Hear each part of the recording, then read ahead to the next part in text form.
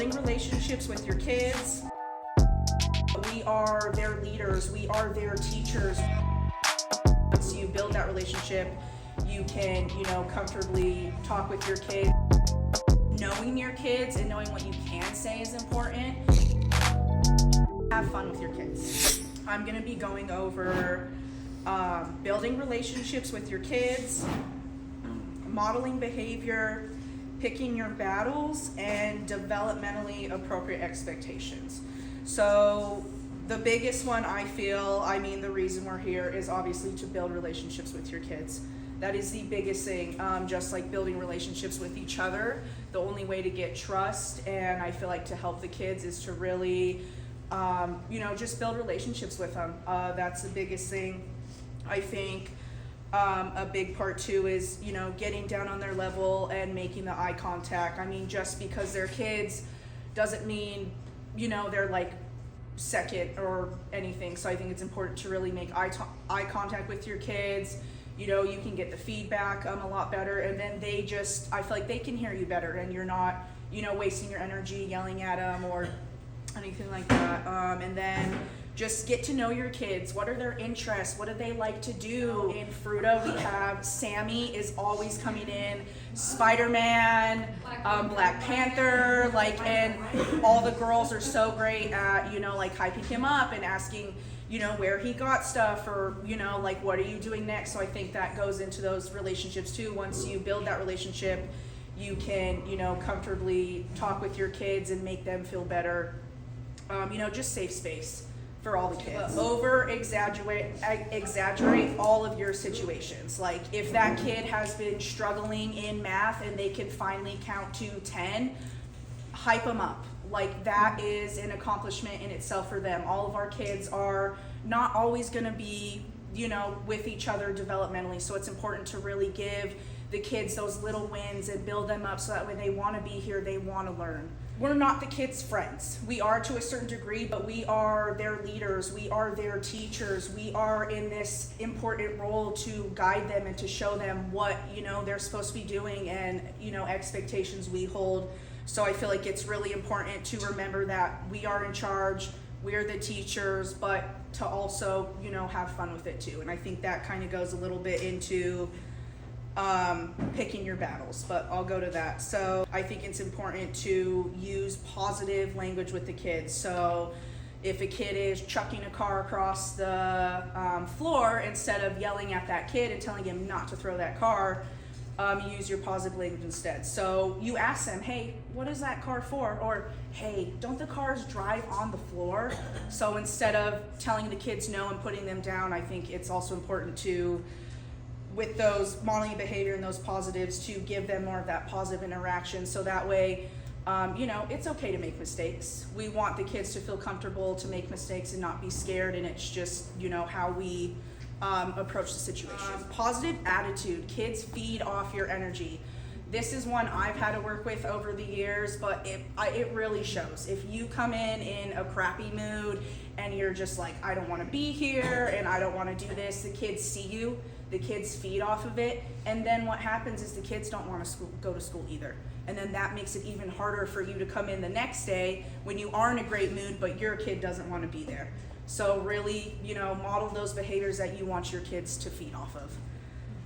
And then open-ended questions. So when we're playing with kids, really just keep those questions going. Like if they drew, whatever picture, it's like a flying dragon and there's like a table there and whatever. So, hey, what's your dragon doing? Hey, what colors did you do? What are you going to do after this? Make the kids feel like, like you care, just like their parents would when they bring art home. Hey, what did you do? Oh, hey, keep those questions rolling so that way the kids are, constantly thinking and their imagination's going and they can, play off their friends. And so open-ended questions with the kids all the time. And then mimic their play. If, they're sitting at the table and they're doing a puzzle, just sit. You don't have to sit the whole time. Sit for like 2-3 minutes. Do a puzzle. Go to art. Sit with the kids. Do an art project. Sit on the floor. Play math and cube games. Again, we are here for the kids. Yes, we have our own work to do, and, we need to get, planning and things like that done, but don't forget the kids. And again, that goes into the kids are going to want to be here. They're going to be a lot more, calm if they know that they're going to get that play too. Really interact with them so that way they're not, hey, all day. That kind of goes into it too. I think that really helps. So definitely giving opportunities to earn things back. I know sometimes in the moments we just get so frustrated and we feel like, so-and-so has just been so awful and they've whatever and they don't deserve, that's not fair to the kids. The kids deserve a second chance. Whether it's, they don't have to go back to the same game, they can do something else. They can come sit at the table and do a puzzle. They can come sit and do a word search. You don't have to allow them to go back to the same thing.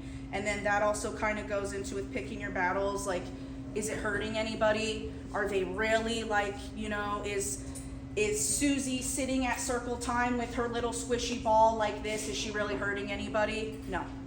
So, really just like picking your battles with the kids too. Like are you really going to fight with a 3-year-old because you look kind of silly if you did?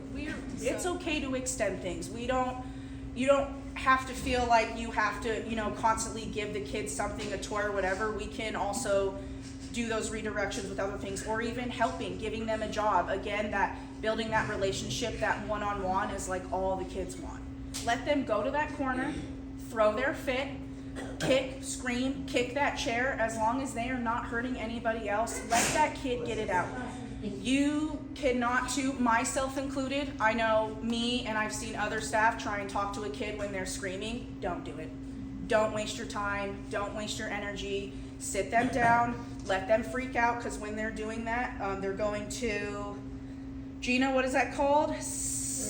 Brainstem. So instead of them being green down here, they're red, so they're all the way up here. Anything you say, you do, they are not going to listen to you.